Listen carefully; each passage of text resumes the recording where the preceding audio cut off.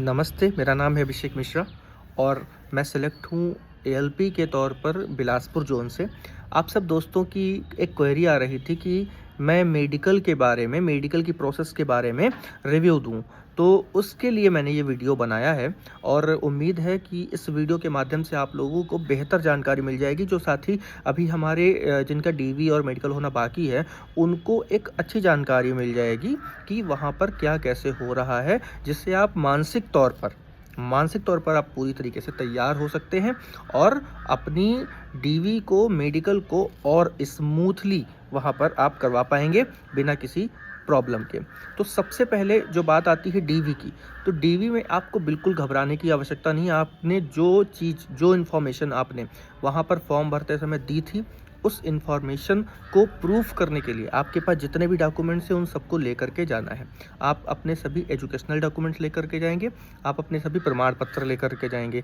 जो प्रमाण पत्र आपने चाहे जिस भी फॉर्मेट पर बनवाए हों, आपने फॉर्म भरते समय आपके पास चाहे जिस फॉर्मेट पर हों, उससे कोई दिक्कत नहीं है। बस अभी डीवी कराते समय आपको रेलवे के फॉर्मेट पर बढ़िया सा नया बनवा के ज़रूर ले जाना है, हर एक फॉर्मेट।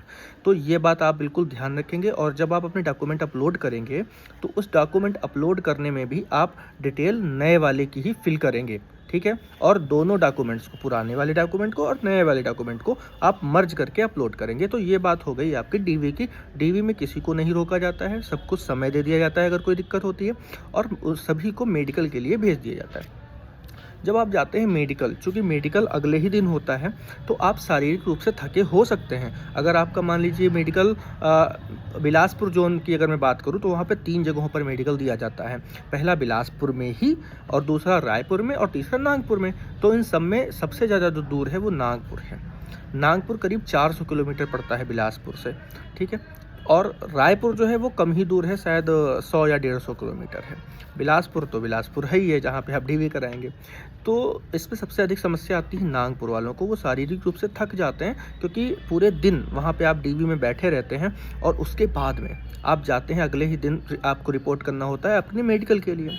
तो आप थोड़ा मानसिक तौर पे स्वस्थ रहें, इसीलिए इसके लिए ये ज़रूरी है कि आप रात में नींद अच्छी लें। तो नागपुर वालों से मेरी एक विशेष ये रिक्वेस्ट रहेगी, एक सलाह रहेगी कि आप अपना रिजर्वेशन ज़रूर करवा लीजिए, ताकि आप रास्ते में आराम से सोते हुए जाएंगे, तो आपका अगले दिन जो मेडिकल होगा वो थोड़ा अच्छा होगा।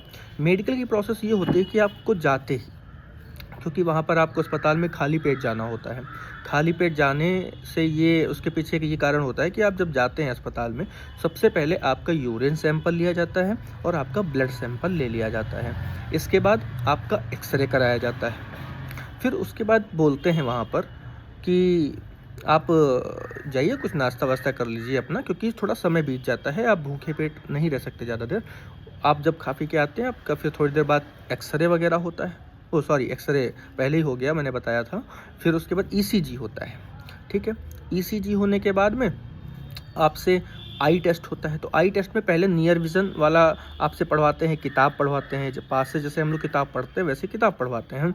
और उसके बाद एक वो जो बुक होती है कलर ब्लाइंडनेस वाली, आइज़ारा या इशारा, क्या बुक को बोलते हैं मुझे पता नहीं, उस बुक को पढ़वाते हैं कि उसमें अंक लिखे रहते हैं, आपको पढ़ना रहता है।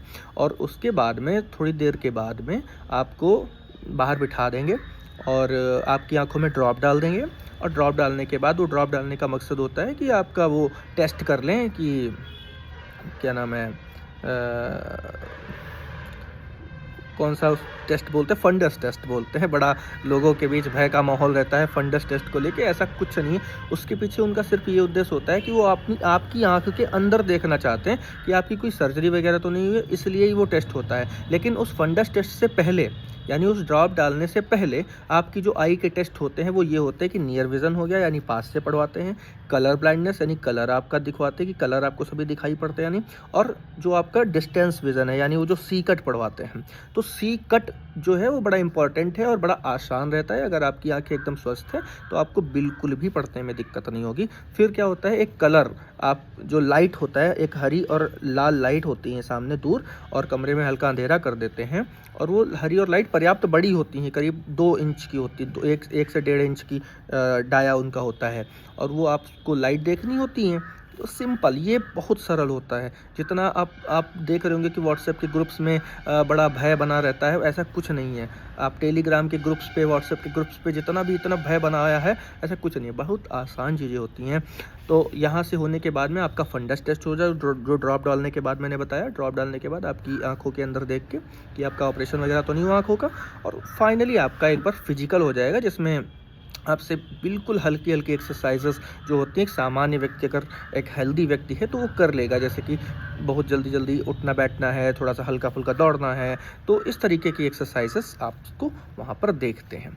ये आपका मेडिकल का एक रूटीन रहता है, जिसमें 1 से 2 दिन लग जाते हैं। अगर आप में कोई समस्या है तो हो सकता है 3 दिन भी लग जाए, क्योंकि पहला दिन तो आपका सिर्फ़ जाँच में चला जाता है, फिर जाँच की रिपोर्ट आती है, तो अधिकतर केस में परिणाम अगले ही दिन बताते हैं। तो अगले दिन मान लीजिए मॉर्निंग में आपके 20 लोगों के ग्रुप में से हो सकता है सभी लोगों को कह दें कि भाई सभी फिट हैं, आप जाइए अगले दिन।